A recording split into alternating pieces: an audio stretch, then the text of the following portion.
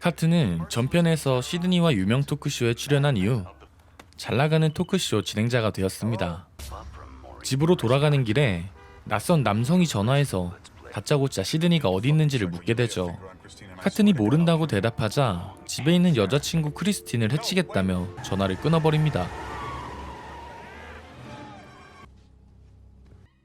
그 시간 집에 있던 크리스틴은 고스트페이스 복장을 입은 괴한과 마주치게 됩니다. 다행히 방 안으로 무사히 들어온 크리스틴. 살인마는 음성 변조기로 카튼의 목소리를 내고 장난이었다며 문을 열라고 말을 하죠. 여자친구가 문을 열어주지 않자 칼로 문을 부수기 시작합니다. 위급한 상황에서 집에 도착한 카튼은 여자친구를 찾게 되는데 적당해 보이는 무기를 챙기고 칼집이 나 있는 문을 보게 되죠. 몸으로 박아 부수게 되는데 벽장에 숨어있던 크리스틴이 골프채를 들고 카튼을 경계하기 시작합니다. 카튼은 당황스럽고 이 상황이 이해가 되지 않죠. 그때 뒤에서 나타난 괴한이 크리스틴의 등을 찔러 살해합니다. 카튼 역시 괴한과 몸싸움을 하다가 칼에 찔리고 말죠. 카튼이 처참하게 살해당하면서 스크림 세 번째 이야기가 시작됩니다. 시드니는 두 번째 사건 이후 지인들과의 모든 연락을 끊고 사람들과 대면하지 않아도 되는 상담사 일을 하며 시골에 숨어 살고 있었죠. 게일은 여전히 유명세를 누리며 강연을 하고 다닙니다. 강연 이후 게일에게 찾아온 킨케이드 형사. 카튼의 사건 현장에 시드니 엄마 모린의 젊었을 적 사진이 발견되었다고 합니다. 한편 전편에서 시드니의 이야기를 영화로 만든 스텝 시리즈는 인기에 힘입어 3편까지 제작이 되고 있었습니다. 하지만 이번 3편에서 카메오로 출연하기로 한 카튼이 살해당하자 영화 제작에 차질을 빚게 되면서 이번 작품이 데뷔작이었던 감독 로마는 멘탈이 무너졌죠. 감독뿐 아니라 영화 제작사나 출연 배우들 역시 절망스럽긴 마찬가지입니다. 킨케이드 형사와 만난 이후 특종의 냄새를 맡고 촬영장에 몰카를 들고 잠입하는 게일. 게일은 그곳에서 자신의 역할을 연기하는 제니퍼와 만나게 됩니다.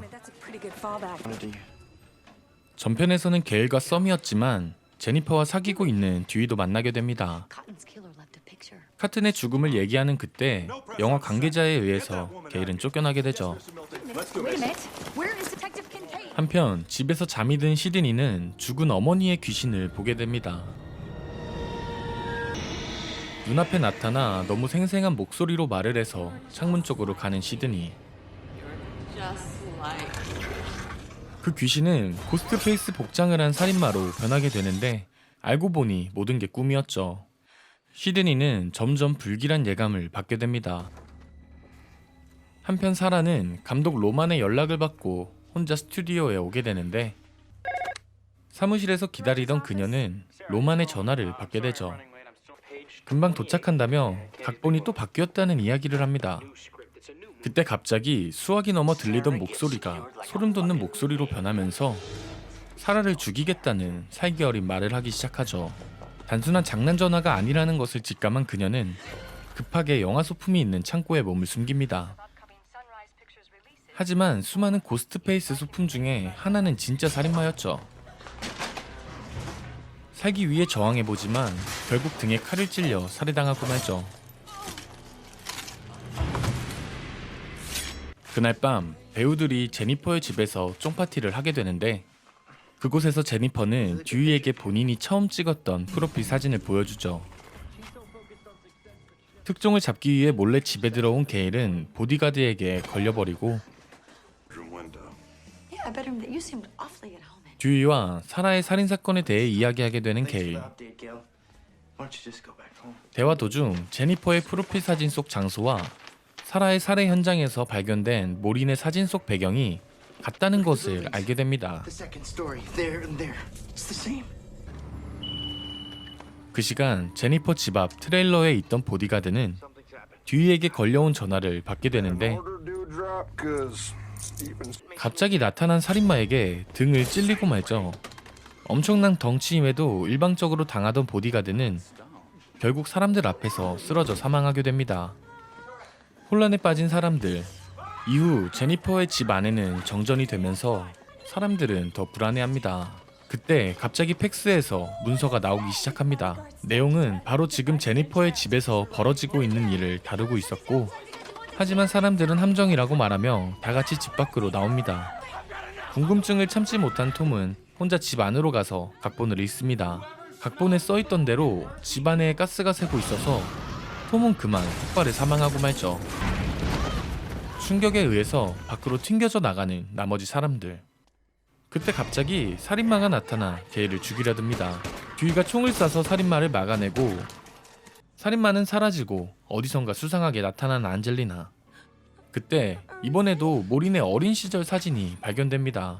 사진 뒤에는 내가 모린을 죽였다는 글씨가 적혀 있었죠. 사진을 가지고 킹케이드 형사를 찾아간 게일과 듀이. 킹케이드는 듀이에게 시드니의 소재를 공격적으로 묻지만 의리 있는 듀이는 절대 말을 하지 않죠. 하지만 살인마에게 위치가 발각된 시드니가 직접 경찰서로 찾아왔고, 이번 살인 역시 어머니 모린과 관련된 것임을 알게 되죠. 듀이를 따라 촬영장에 도착한 시드니. 게일은 이곳에서 제니퍼와 만나 단서를 찾는 한 팀이 됩니다. 비앙카라는 직원을 만나고 두 사람은 그곳에서 모린의 과거 자료를 찾는 데 성공하게 되죠. 현 영화사 사장인 존 밀튼의 영화에 출연했었다는 것을 알게 됩니다. 한편 시드니는 너무나도 진짜 같은 세트장을 구경하고 있었습니다. 친구 테이텀이 죽었던 차고도 보이죠. 자신의 방에 들어가서 옛 생각에 잠기게 되는데 갑자기 문이 닫힙니다. 그때 창문을 깨고 살인마가 나타나 시드니를 공격합니다. 하지만 시드니는 이런 거 수십 번은 겪어봤기 때문에 가볍게 따돌려주게 되죠. 오히려 살인마를 함정에 빠뜨리는 노련함을 보여줍니다. 다행히도 그곳을 빠져나오고 비명소리를 듣고 듀이와 킹케이드가 달려오면서 상황은 무마됐죠. 다음날 다같이 모여 밀튼에게 찾아가 모린에 대해 묻게 되는데, 기억하지 못한다고 하다가 이를 공론화하겠다고 하자 이야기를 시작하는 밀튼. 양아치였네요. 모린이 스타를 꿈꾸고 헐리우드에 왔었고 본인의 영화를 출연하는 대가로 그녀와 잠자리를 가졌다고 말하게 되는데 아주 쓰레기였네요. 집으로 돌아가는 중 듀이는 시드니에게 온 전화를 받게 됩니다. 로만의 생일 파티에 와 있다며 밀튼의 저택으로 오라고 하죠. 그래서 게일과 제니퍼 그리고 듀이는 밀튼의 저택으로 가게 되고, 그곳에 도착한 세 사람은 로만을 만나게 되는데 이상하게도 시드니는 이곳에 초대받지 않았다고 이야기합니다. 그리고 이곳에는 스텝 3에 출연했던 배우인 안젤리나와 타이슨이 이미 와 있었습니다. 이후에 로만은 혼자 지하실로 내려가서 자취를 감추게 되죠.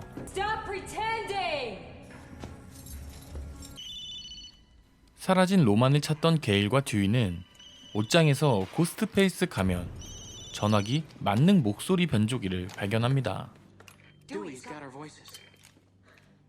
둘은 각자 다른 곳으로 흩어져 로만과 밀튼을 찾기 시작하는데,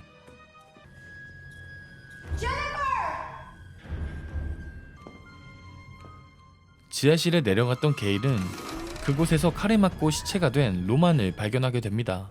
이곳은 생지옥이 되어버리는데 혼자 겁에 질린 안젤리나는 배역을 따내려 밀튼과 잔기 아깝다며 소리를 지르다가 복도에서 살인마를 마주치게 되고 사망하고 맙니다. 겁에 질린 제니퍼와 게일, 타이슨이 몸을 던져 살인마를 덮치지만 칼에 찔리게 되고 도망치다가 결국 잡히면서 2층에서 던져져 죽임을 당하게 되죠. 듀이는 게일과 방에서 만나게 되고 안에서 밖이 보이지 않는 구조에서 제니퍼는 살인마와 마주치게 되죠. 무슨 소리가 들리자 창문을 깨기 시작하고 이미 살인마에게 칼을 맞은 제니퍼는 총도 맞아 죽게 됩니다. 얼마 후 게일이 살인마에게 잡히고 따로 이동한 듀이마저 같이 잡히고 맙니다. 경찰서에 있던 시드니에게 전화가 걸려옵니다. 예상하셨겠지만 살인마의 전화이며 듀이와 게일을 살리고 싶다면 밀튼의 저택으로 오라는 말을 합니다. 곧바로 도착한 시드니. 살인마의 지시대로 갖고 온 총을 버리고 금속 탐지기로 무기가 없다는 것을 확인시켜줍니다.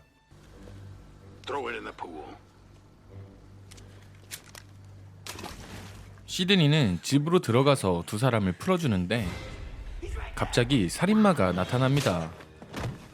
허벅지에 숨겨놨던 두 번째 총을 꺼내서 살인마를 향해 총을 쏘기 시작합니다. 그때 약간은 수상한 타이밍에 킹케이드 형사가 나타나죠.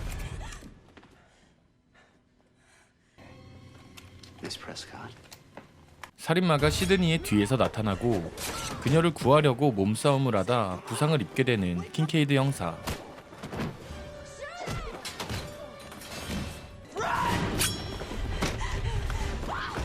시드니는 살인마를 피해 도망치다가 의도치 않게 밀튼의 비밀 서재로 몸을 숨깁니다. 그 안에는 스크린이 있었는데 그 위로 시드니 엄마인 모린의 모습이 비추기 시작합니다. 모습을 드러내는 살인마. 그가 총을 맞고도 무사했던 것은 방탄조끼를 입었기 때문이네요. 그리고 모습을 드러내는 살인마는 바로 감독 로만이었습니다. 알고 보니 로만은 시드니의 이복 오빠로 재혼을 하고 시드니를 낳은 모린을 찾아갔지만 자식으로 인정을 해주지 않았고 냉정하게 쫓아낸 것이었죠. 그 모멸감에 1편부터 3편까지의 모든 것들을 사주했던 겁니다. 그리고 이 모든 원흉은 밀튼이었다며 모린을 강간했기 때문에 성욕을 절제하지 못해서 여러 남자를 만났다는 개소리를 하는 로만. 그렇게 칼로 밀튼의 목을 베어 죽여버립니다. 시드니와 로만은 몸싸움을 시작하죠.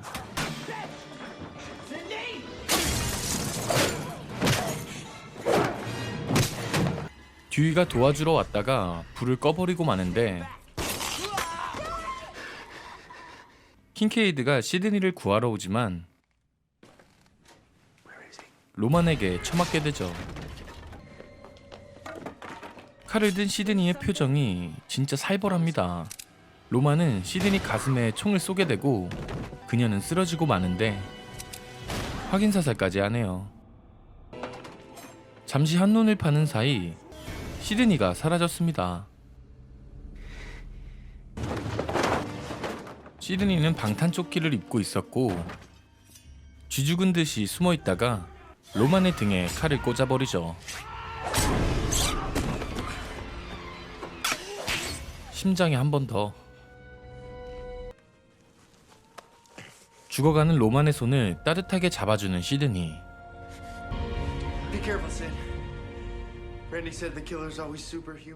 하지만 늘 그랬듯이 범인은 다시 한번 살아나서 공격을 시도하고 방탄조끼 때문에 죽지 않자 그대로 머리를 날려버리는 듀이.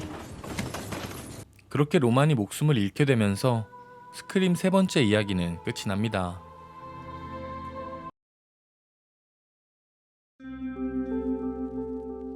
오늘 소개해드린 영화는 2000년도에 개봉한 스크림 3입니다.